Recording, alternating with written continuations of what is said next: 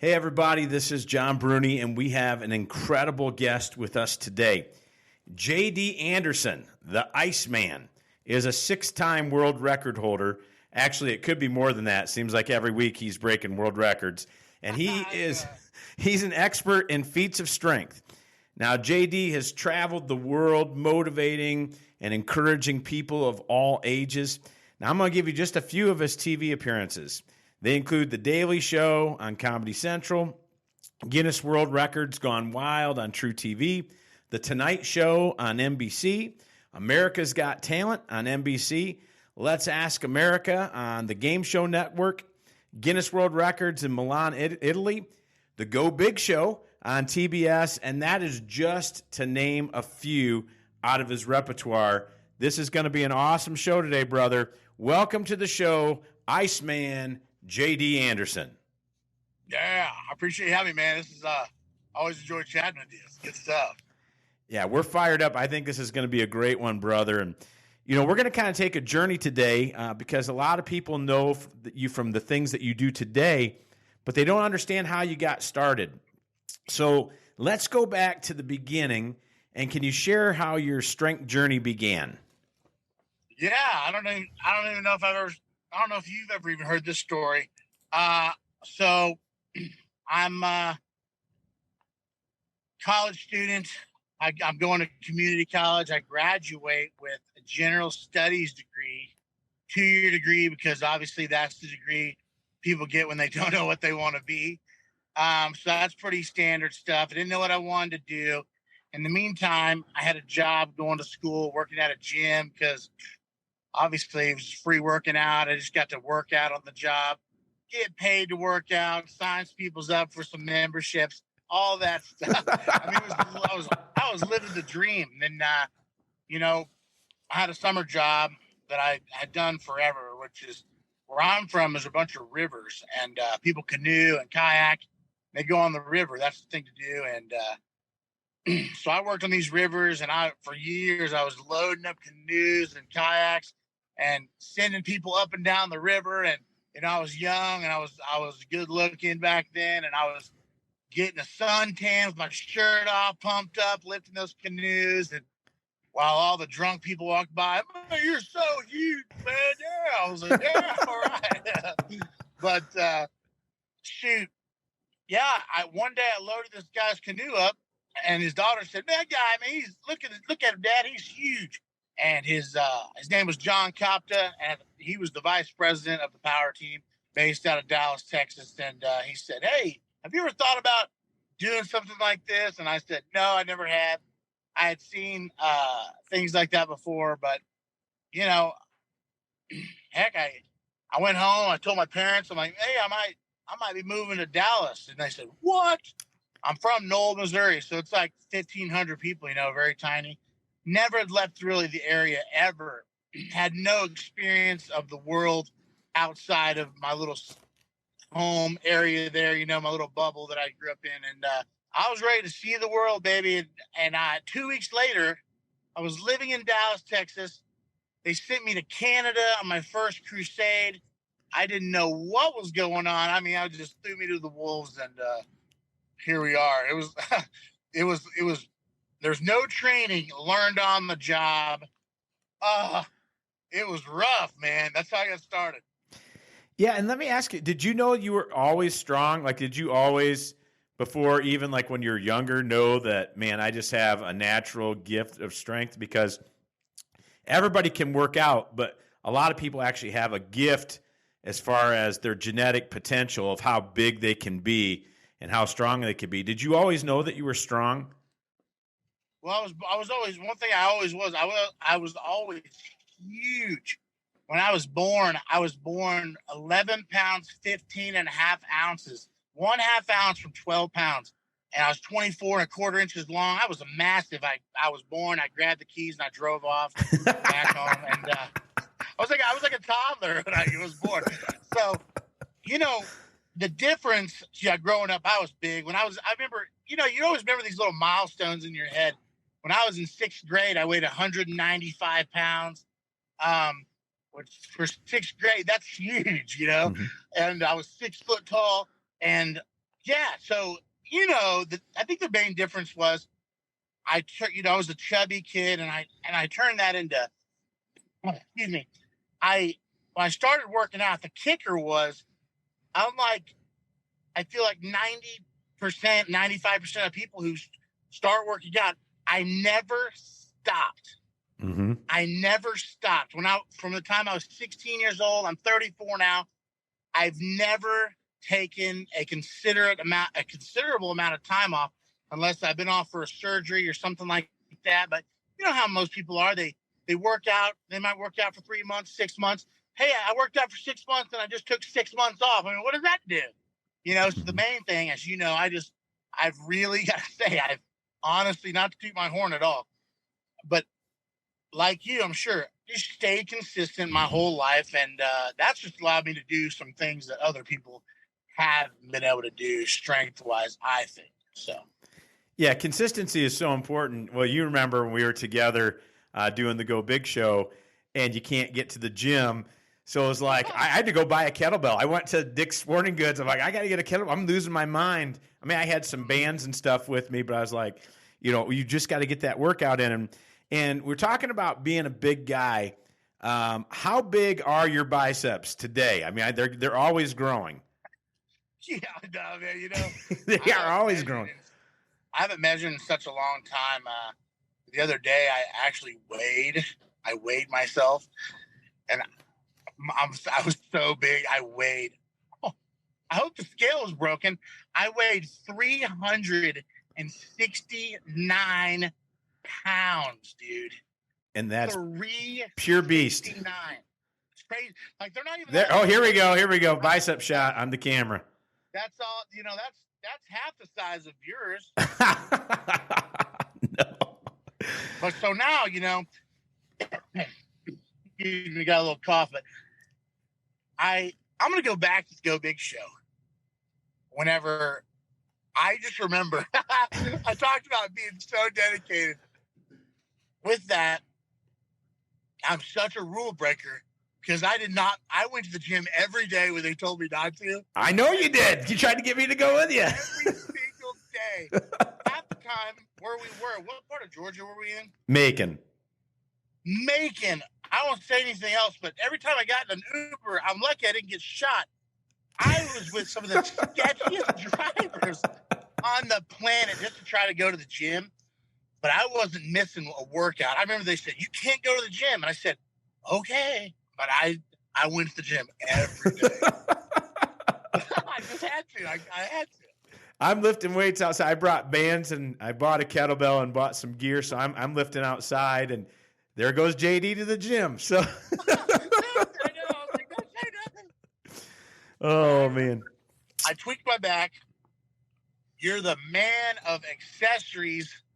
You've always got something with you, and you're like, oh, I didn't bring any of my good stuff, but I got this rolly thing. I mean, it was like steel spikes or whatever the heck it was. My back was so jacked. I just remember I just murdered my back in my room, and it bruised me. That thing was so hard. Mm-hmm. It bruised me. However, it got so deep in there, it saved me. So, dude, this day, thanks. You saved the day, man. It made me feel so much better. Oh, man. You know how it is? You get that tweak, and you're trying to go through the tweak pain. You're like, but it feels so good. You just have to do it. Yeah, if you can last through the session, you're gonna feel better. That's what I know. It's one of those things. That thing made me sweat. I was like, it hurts so bad. For people that don't know, because again, this is an interesting audience. It's very broad. Tell everybody how you got the moniker, the Iceman. All right, so here we are. I'm on the power team, and I'm young, man. I'm 21. I'll tell you now, doesn't sound like a big difference between 21 and 34. Massive difference between 21 and 34 because when I first got on the team, they threw me on the road. I wanted to do everything. I wanted to break this. I wanted to do everything on fire. I wanted to lift the log on fire. I wanted to run through the ice. I wanted to smash the ice with my head. because I was just 21 and bulletproof. Oh, They yeah. always say that. And it was like true. I was just, But one day I'm at my boss's house. He's like, oh man, I just got this email from Guinness World Records. They want us to come on and try to maybe break a cool record. And I'm like, are we going to do it? And he's like, probably not, And at the time he kind of said, I was like, why not? He goes, man, it's just really not, we're so busy and we really just don't have time. And compared to what we're doing, it's not a big, he kind of said, it's really not a big moneymaker. We've got so many things going on and, we don't have enough guys, blah, blah, blah. And I said, well, what if I want to do it? He said, it's a lot of work, doing the emails and the back and the forth and the writing and the sending this and that. And I said, I'll do everything. So I didn't care about any kind of money or anything. And I took over the conversation and went back and forth and did all the deals. And I remember he only let me do it, which they were just sticklers and a half. It was a show called Guinness World Records Gone Wild on True TV. Came up, hey, we're gonna break the record. We're gonna run through the most ice blocks with your body, and it was actually called the most ice blocks broken by a human battering ram. That's what they called it. And I went on the show, and it was a big deal, like, because here I am, I'm with the power team, and there were stipulations. I could only do it if, you know how this goes, if I wore a power team shirt on TV. You know how that goes, man. They're just balking that hard. Yeah, zero logos. Zero logos, but I'm there. I'm 2 records away. They said, you can't wear the shirt. I said, I've got to wear the shirt. The boss said, I work for the guy. I get him on the phone. He goes, I'd be happy to fly him home right now. No big deal. We'll get him on a plane. I'll pay for it. Power team shirt. And he's going to the house. They said, power team shirt. We pulled. I went out there. It was just like one of those things. And I broke the record. And that's how I got the name of the Ice Man. Smash the Ice. And it was turned out to be pretty cool. I remember I thought it was so cool because off that show, I had my first solo commercial advertising for the show. Just me in it. Thursday night on True TV, something's going to break when it's man versus ice. And I'm going crazy. And that's how it all started. And then I just, I went on Jay Leno. And then I went to Japan, and then I got invited to America's Got Talent. And America's Got Talent was the big dog that really soared my I'll say this, it changed my life in certain ways. America's Got Talent did. Awesome. Yeah, it's just amazing to see the journey that you've been on, and there is nothing more incredible than watching the smash through that blocks of ice. With that shoulder, it's just bull rush. Ice is everywhere. It's total demolition, chaos, and it's awesome. So can you tell some people what some of your other favorite feats of strength are? Your repertoire is huge, but what are some of your favorites? We know about the ice, which you just dominate. There's nobody better in the world, literally, than you at that. What are some of the other things that you'd like to do as far as feats of strength? Obviously, I've had to really expand the ice, running through the ice. Then, at one point I got invited to do Germany's Got Talent. And I made the finals of Germany's Got Talent, top 12 out of hundreds of thousands. And I'm like, the heck am I doing here? So I had to really expand my repertoire. And so, stack the ice up, and I smashed it with my head. And then I started doing these triple ice breaks where there's, 4 or 5 ice blocks, and there's one stack I smashed with my arm, middle stack with my head, left stack with my other arm, and I just smashed a jillion of them. So all the ice is really good. Obviously snapping the baseball bats over my head is a good one. Just the kind of stuff that not a ton of other people, you don't see them doing it on TV. That's really it, man. I really love the ice is the big. It's how I get on all the shows. That's what they love. And then, of course, when the Go Big show, I set the ice on fire, which was money. I mean, it was first time I had ever did it. Again, man, I'm a rebel, dude. I went on there.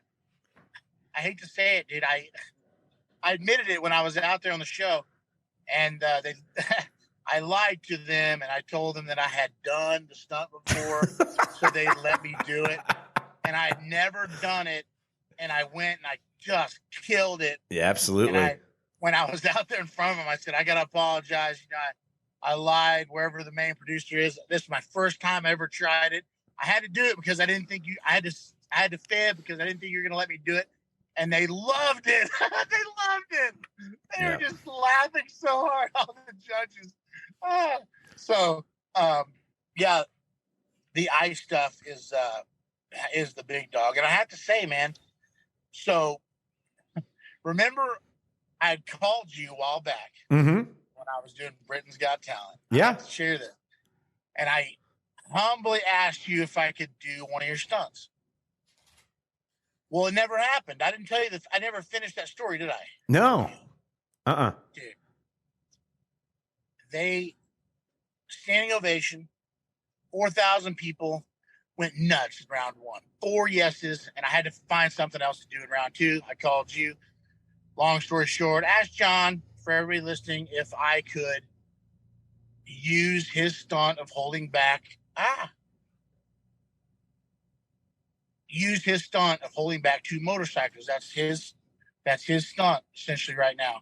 And he said yes.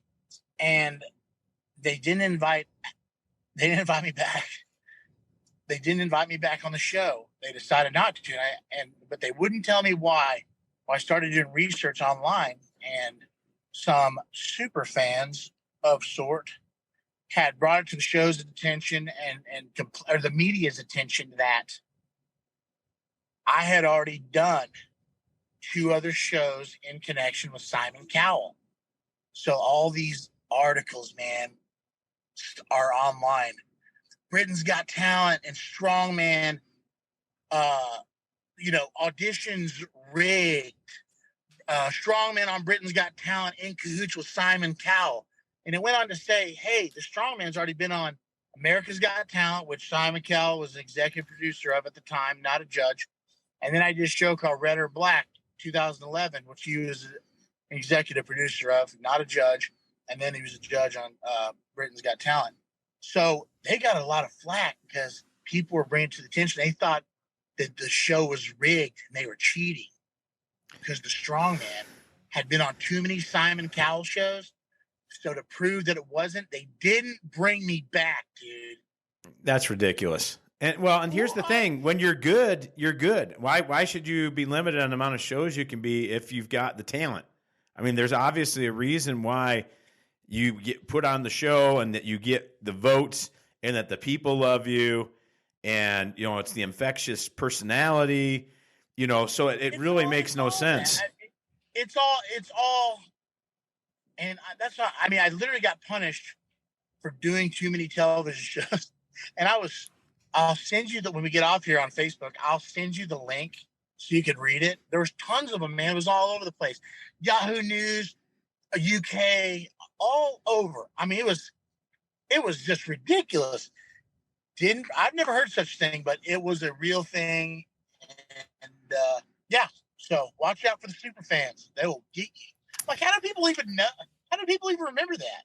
Yeah, it's crazy. And, we've done different shows, and I've never had anybody say anything because we were on Guinness World Records Gone Wild and some of the same things. But, it's that whole people, when somebody's good at something, they want to find a way to bring that person down. And that's just the society we live in today.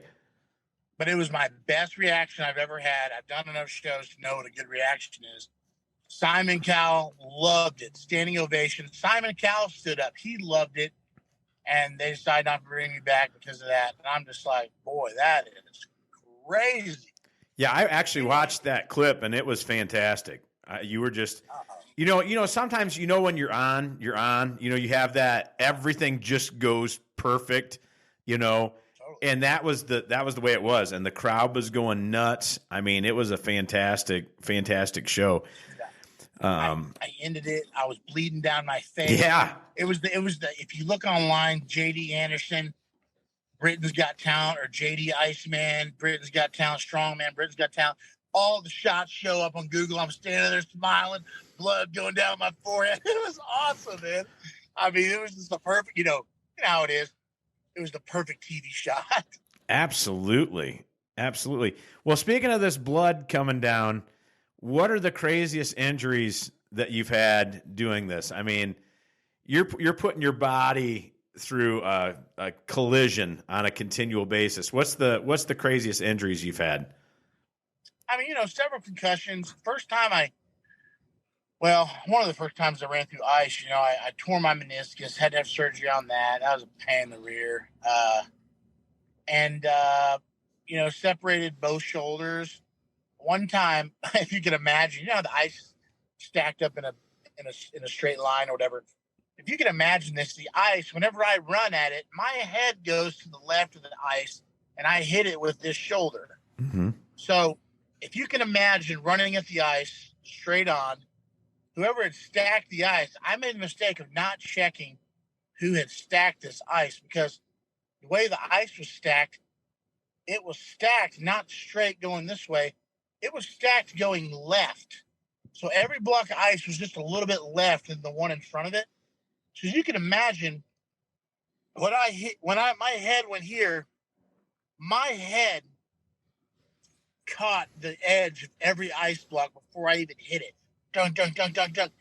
And I mean, 1,000 people in the crowd, they went nuts. I'm just rocked on the ground afterwards. I look at my hand and I've already got, just within 2 seconds, my adrenaline's so high, and of course the head wound, I've got blood all just dripping down my elbow at this point. And I'm like, oh my gosh. And of course my shirt's just already blood everywhere and just down my face. And I look at my people and they're like, well, what do I do? They're like, what? Get up and wave, I was like, yeah. And there was a doctor in the crowd, and he was from the town there, and he took me down to his local clinic and just stitched me up for free. It was awesome. I just had a huge gash like this long in my head, just laid open. So just little things like that. I mean, that ice, man, it's sharp. For sure. It'll cut you like a knife. I mean, so those are just kind of some of the injuries I've had, just some of those basic ones, a lot of bleeding, a lot of this, a lot of that. Just, one of those things where, heck, when you go into it at this point, I almost expect to get hurt. Mm-hmm. And if I'm not a little hurt, this makes me sound like a moron, but as a performer, this is something I pride myself in, just going as hard as I can. Because I feel like, well, I've been invited on these shows, and I want to make it look as wild as possible. I want to give it as much energy as I can, because every show's got the wild, crazy guy. I'll be the wild, crazy guy. I love that. And for as many people who say, that's the dumbest thing I've ever seen in my life, rah, rah, there's 5 to 10 times the people that say, that was awesome, man. Yeah, just America, yeah. And so I just go as hard as I can, not afraid to get hurt, and I just try to outdo myself from the time before, to be honest. So that's my main goal every single time. I want to make the ice blocks, the walls bigger. I just want to do crazier things every time. And I know as you get older, eventually you can't do that, but I'm not quite there yet. Well, this is the mental toughness thing I wanted to talk about. What goes through your mind right before you're going to run through these blocks of ice? Because I go back to things like the Guinness Gone Wild show. So the judge is there, and I don't know about you, but they told us when we were on that show, you get one shot at the record, and the judge is set up, and it's a long day. It's kind of hurry up and wait, and then all of a sudden you're on. I mean, it's like you've gone from like being sitting around for a long time to all of a sudden having to be at your best, and for the kind of stunts that you're doing, I want to say it's life or death, but it's definitely injury, prone stuff. It's very, very intense. It's very super dangerous. What goes through your mind? How do you psych yourself up in that little short period of time to be able to do this? It's really funny because I have an adrenaline process that I've had all these years. Okay. Right before I go on stage, I don't know why it's happened to me every stinking time. It doesn't matter if I'm doing a power team show, TV show, I'm backstage, and I'm moments before I go out, I am yawning and I'm tired and I could take a nap. It's like I dip right before the show, and then once it hits, it's just straight up the mountain, and I'm immediately awake and I'm ready to kill it, man. It's the weirdest process. People are like, hey, you ready? I'm like, yeah, I'm ready. It's just at this point, you don't get nervous anymore. It's just kind of sitting there and relaxing and do a little stretching, and they'll be like, man, are you tired? Yeah, I'm a little tired, And then, but once you go out, it's over. It's all over, and that's my adrenaline process. I get sleepy, and then once I go out, boom, I'm on. And when it's time to rock, the bigger the crowd, the better at this point, because if you have a small crowd, you can see every individual person. Mm-hmm. You're looking at them like, it's worse for me. The bigger the crowd, the bigger the blur. It's just like, yeah, you're everywhere. I don't see anyone in particular, And before the ice, I gotta say, I really almost. This sounds kind of dumb, but it's like I blank a little bit. I don't think about much. Like I said, all the fear goes away, and I kind of have this thing goes to my mind of, hey, I'm here for a reason. I've been here 1,000,000 times. This is what I do. This is what I love to do, and I'm going to kill it right now. Blank. And I just know I'm going as hard as I can, and I'm just going to I'm trying to run through that ice wall to the very last piece. There's guys behind it. I'm trying to knock the guys down. Mm-hmm. And, that's really all I think about. No fear, 150%, and just smashing it. And like you said, a lot of people, they just don't understand, but it's just part of that, it's partial showmanship. It's, I'm yelling, yeah. And it's just balls to the wall, because I'm the extreme act most of the time, and mm-hmm. So I just go and I'm almost trying to hurt myself, just trying to see how hard I can go. That sounds kind of weird, but and I'll tell you, last time, after Britain's Got Talent, I was super proud of the performance, but I walked to my room after the show. By the time I got to my room, I just remember being so sore. Mm-hmm. I could barely walk. I was shuffled in my room, and I put my bag down, and I'm like, I literally felt like, this is obviously age a little bit, compared to when I was in my 20s, but I felt like I had just gotten whooped by 3 or 4 different people. I mean, like they just jumped me and just stomped me all over. And I just fell on the bed. And I remember I was too tired, too sore to even shower, anything. And I'm like, holy cow, man, I am getting a little older. What the heck? That was my first sign of aging right there for me.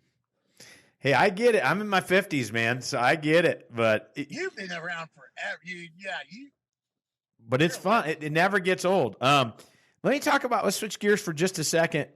How did you come to faith in Jesus Christ, and what role does your faith play in what you do? I hope you're enjoying this podcast, and we're going to get back to JD in just a moment. But I want to share a quick word about our sponsors. The Pressing the Limits podcast is brought to you by ZionMissionaryChurch.net, where you can listen and watch messages, you can share your prayer requests, and you can even find out how to plan a visit. And also by NeuroPowerSource.com. These are resources for your mind, your body, and spirit. And you're going to find all the recommended gear I use, including the Be Strong bands. And right now you can save big with coupon code Bruni10. When I was 16, I gave my heart to Christ. And at that point, I'm pretty young, and it was super serious. But obviously, as I've gotten older, it almost becomes more serious. You know what I mean? As your brain develops, you realize you grow through all the, I'm trying to say, you grow through all the, I hope they like me's and the, when you're in school and you're young and trying to impress people and think all this kind of stuff matters. And, and at the end of the day, the only thing that matters is your relationship with Christ and where you are with Christ. Ironically, the other day, my neighbor across the road, his wife, I didn't know that she had cancer really bad, and she had went to the hospital, and I'm real good friends with him. We always shoot the bull and all that good stuff, over in the shop, and he's the best guy. And he called me, he said, "Hey, man, my wife, she has cancer, and she's coming home from, we're putting her on hospice." Well, I hadn't seen her in a couple months. And man, I see this lady, and she's just yellow, and her eyes are yellow. And last time I saw her, she was fine. And I had to carry her up their stairs because he couldn't carry her, and she had no strength. And it was just brutal, man. It ripped my heart out. And this lady, essentially, at one point, she hated me. She hated me. I'm not kidding. Because of my political views. Okay? Political views. You know how people take it so serious, like everyone can have their own opinion. However, at one point she had made a statement, "I hate anybody who voted for so-and-so." You can imagine what I'm saying. But I got in the house, and I'm with her, and God's just all over the place in there. You know what I mean? And I can't. I said, "Well, first of all, I want to, she's like, thank you so much," and blah, blah, blah. She's barely talking. First of all, I just want to say before I leave that I'm so sorry if I ever caused you any anger or resentment towards me because of any political views that I might have and you didn't have. And I said, "Isn't it funny that at the end of the day, it means absolutely nothing?" We kind of had this little moment, she's like, "You're right, it's okay." It was kind of like we made peace with each other. And, they're not at all. If anything, they probably call people Bible thumpers, and they almost potentially might mock. I've heard him certain situations like, just about, in different conversations with other people. "Oh, hey, Bible thumpers." I'm like, it just makes me cringe, but I was like, man, I have to, I said, "I don't know what you believe." I said, "But I have to pray for you before I leave. I just can't leave without it." She goes, "That'd be great." And I was like, man, that's awesome that she said that. So I just prayed the best I could, man. I was crying, man. I'm just a big crybaby in there, which it was killer. She's dying. You don't want to see that happen to anybody. But even though it's inevitable now, but with everyone. However, I just prayed. I was like, "Lord, I pray that she knows that if she just believes that you died for her on the cross, that you rose from the dead 3 days later. I pray that she knows that if she accepts you into her heart as her Lord and Savior, she can have eternal life in heaven, and she can be in peace forever, and she can have the most unbelievable, unbelievable afterlife in heaven that ever, I mean, beyond anything she could ever imagine, if she just believes that and asks you to be Lord of her life and to save her and forgive her. I was going through the whole thing, man. I was hitting it so hard, and she really appreciated it at the end. I mean, but man, I just back to that. It gets more. It's just, I don't know, man. I did Power Team. I'll be honest.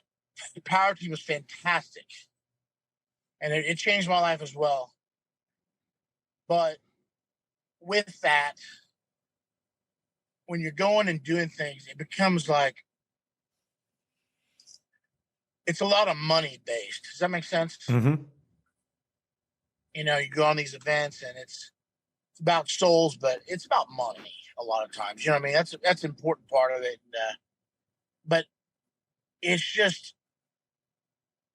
with me just growing up, maturing, that's also matured, obviously. And it's just, I don't know. That's really my number one thing anymore. And when even during Power Team, it wasn't the number one thing. Probably I think about when I was doing Power Team full time. Heck, I was still in the zone of, I love Jesus, don't get me wrong, but I might have been more halfway in the zone of, man, that girl's good looking in the crowd. You know what I mean? I was a kid.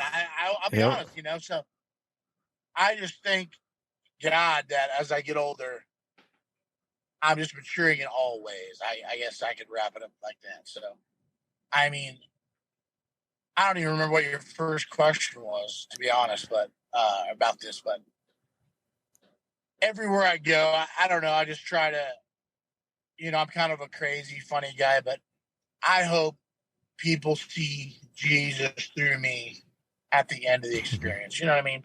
So, you know how these shows are. I mean, you go on a show. I mean, it's like you even mention Jesus. Of course, we live in a world that you can bring up anything. You can advertise anything but Christianity, and they'd be all about it. But once you say Christianity or Jesus, they're just like, no, But you had the killer platform, man, on Go Big Show, and they let you, when they angled it, how they angled it for you. It was awesome. Can you still believe they let you do that? I was surprised, that they let us. And the other thing I was surprised at in a great way was how many Christians were on that show as far as acts. You had you and I, Mike Gillette, Annalise Knock. So there was quite a few believers on that show. And, I always come from the aspect is it's easier to ask for forgiveness than it is permission. So what's the worst they can do is say no, but you got to put yourself out there and just say, this is what I'm about. A couple more quick things, because I think there's some things people don't know. You're the Iceman, but we could also call you the Batman because of how many bats you break. But this actually turned into a business, right? So yeah, this is a full-fledged business, man. I don't. Let me see what we can. I don't know if you can even look. I'm in my truck right now, but all those are baseball bats. There's my shop over there. My workers working and all that stuff. I had to come in my truck to where it was quiet. But so yeah, after America's Got Talent, I was doing a lot of school assemblies, and so for every program I had to get a bat to break and all that good stuff. And well, you know how it is. Bats from Academy or Dick's Sporting Goods or whatever, they're expensive. So crazy. I got an idea. Man, I got to get these bats cheaper. I found a guy, did a lot of research, called him up. I'm looking for some good priced bats. He goes, man, I've got some great priced bats, but you got to buy all my bats. I'm like, well, how many bats do you have? And he said, I've got 600. I'm like, oh, 600. What? So I spent all my money. I don't think at the time, after I bought these 600 bats. At the time, this was 2015. I didn't even have enough money to pay my rent at the time. I was broke as a joke. And so I went and bought all these bats, and I was thinking, I'm going to have bats to break forever, or maybe I can sell a couple of these. Well, since 2015, I've been doing this 7 years. I've sold over 110,000 bats. That's insane. So it is, last year alone, I sold 30,000. So just alone. So incredible. It's just a heck of a business. I mean, I don't even want that many people to know about it. It's so good. It's awesome. But it's what I do full time. I sell raw bats.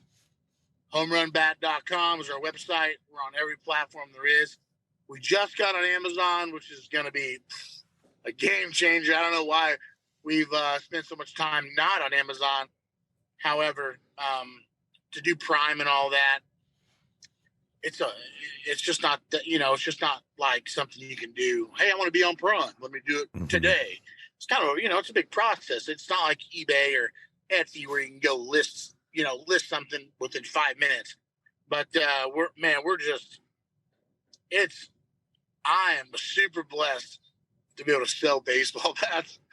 And I've got an employee who works for me full time, and always trying to expand. I've got a lathe, a big, huge CNC lathe, spins out bats. We've got a laser engraver so we can put people's names on them or whatever they want on the bats, and we finish them up real nice. And but yeah, the bat business is, I love working for myself.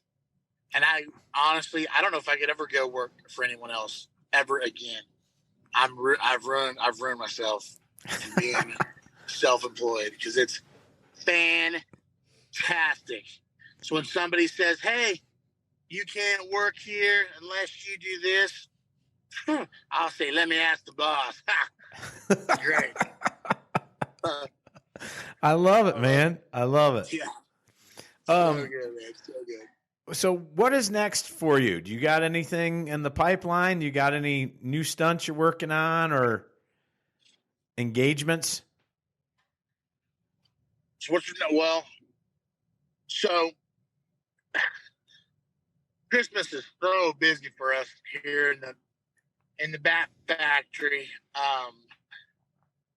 What's next for me is in July, I was told to write a producer back, and that's when they begin the casting for what's going on actually right now, AGT the All-Stars.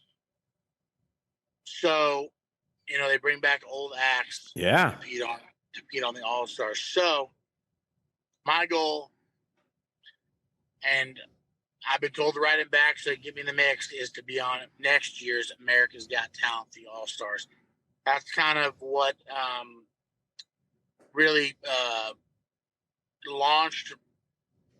propelled my career. So I'd like to go back on there and give her one more big shot. Because you know how it is.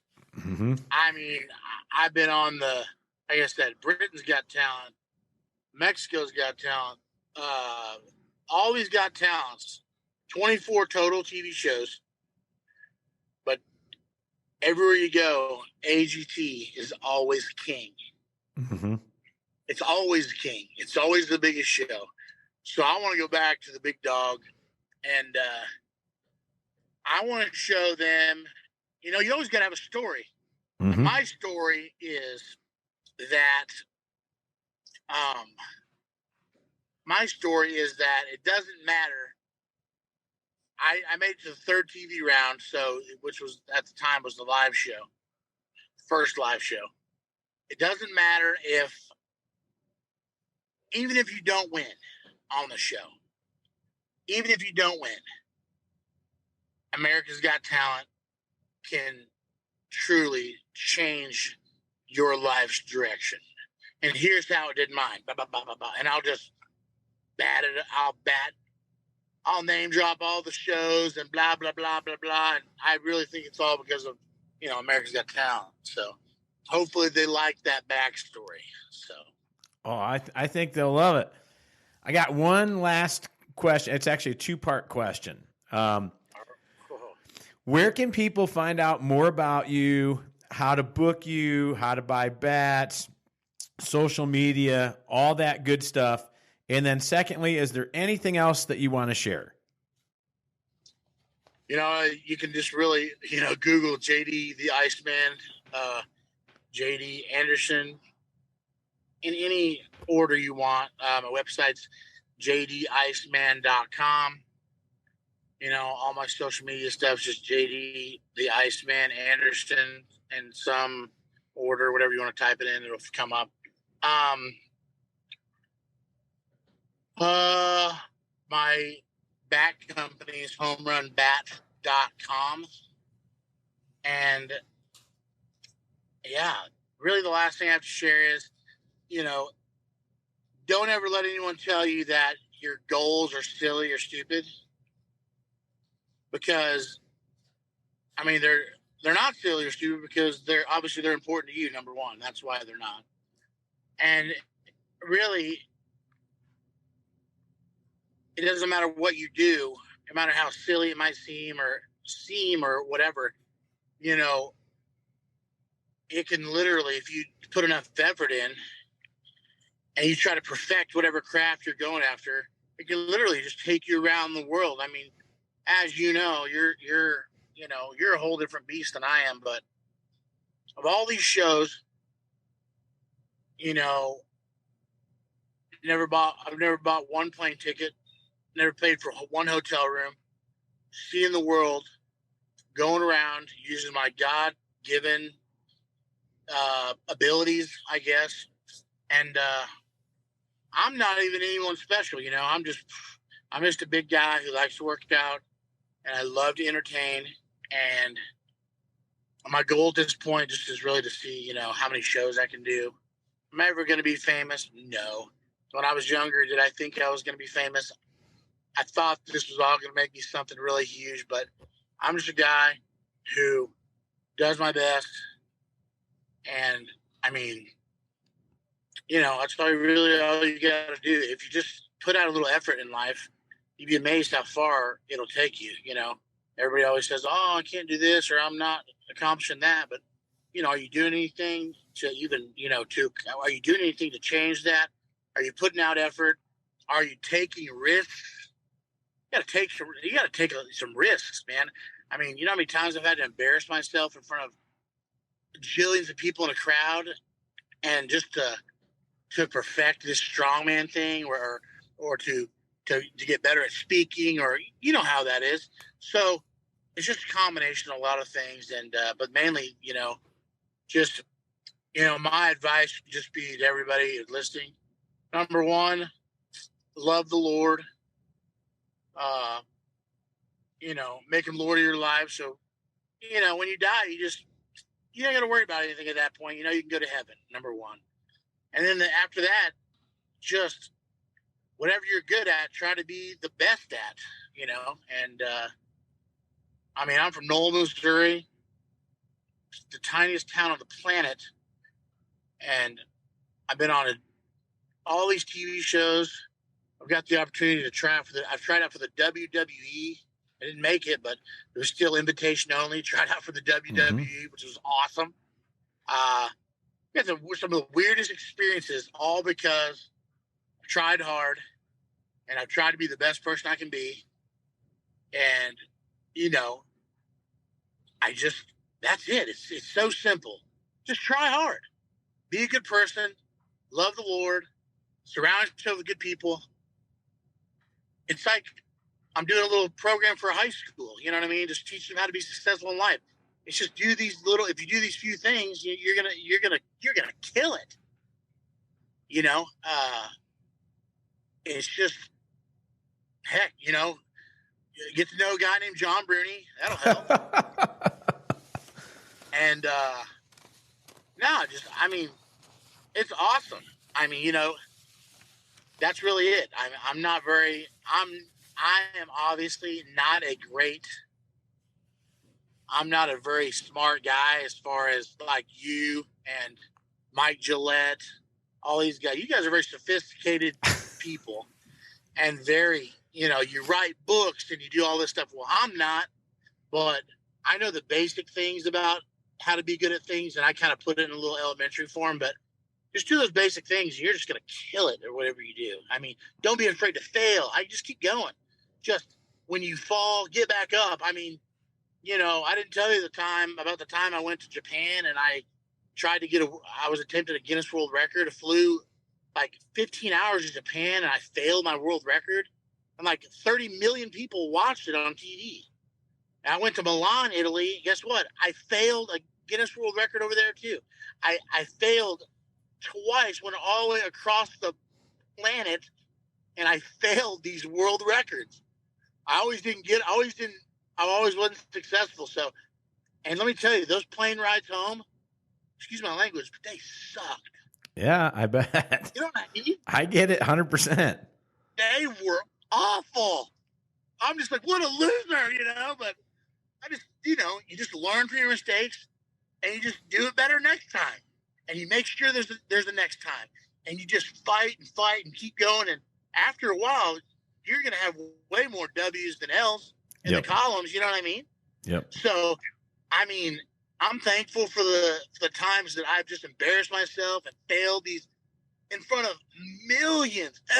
My gosh, at the time, it was such a just vomiting feeling. Like I couldn't believe it happened, but it's just part of it. I'm super glad. I'm very glad it happened because you know how it is now. Go out, you don't get nervous. You just know you have to do, and you just dominate. I mean, you know, it's just at this point it's so easy because I went through the tough, grueling part, and it's all fun at this point. It's just all fun, and life is short. So I'm just trying to have a good time while I can. You know what I mean? So, but for the record, Mike Gillette says that you are one of the biggest freaks of nature in the weight room of anybody he's ever seen. He's told me that several times. You know, Mike, he's not going to lie about that. Yeah. So really, enough about me, dude. Everybody's watching. The guy behind the microphone, he's the freaking the man. Oh, I appreciate that. Yeah. Well, I want to thank our guest today, JD Anderson, the Iceman, for bringing it, for dropping some knowledge bombs, for the encouragement, for the story. Thank you so much for being on the show. It was awesome, brother. Hey, man, thanks for having me. Sorry, I probably just rambled a lot, but heck, dude, I appreciate you. I appreciate people like you that I've met along the way. You're a great guy, man. If anybody hadn't met this guy, golly, dude, just one of the, you know, you meet a lot of people and there's so many people that aren't legit, you know, truly legit, but you're just through and through. You're as honest as day is long, dude, and as good of a dude as there is. And I really appreciate you and your wife. You know, like the nicest people ever. So you guys are thanks for just being you guys. It's see how I talk. I'm just such a hillbilly deluxe. You know what I mean? But you don't meet real people every day. It sounds cheesy, corny, but it's the truth, man. So I appreciate you guys a lot. So thanks for having me. I also want to thank our sponsors today, ZionMissionaryChurch.net, NeuroPowerSource.com, our podcast producer, Drew Kiespert, video director, Jolyn Thomas, head of talent relations, Mr. Fairfax Hackley. Be sure to rate us and subscribe to that Pressing the Limits podcast. Follow us on Instagram to get news on the latest episodes. For more ways to watch and listen to this podcast, check out the Pressing the Limits podcast website.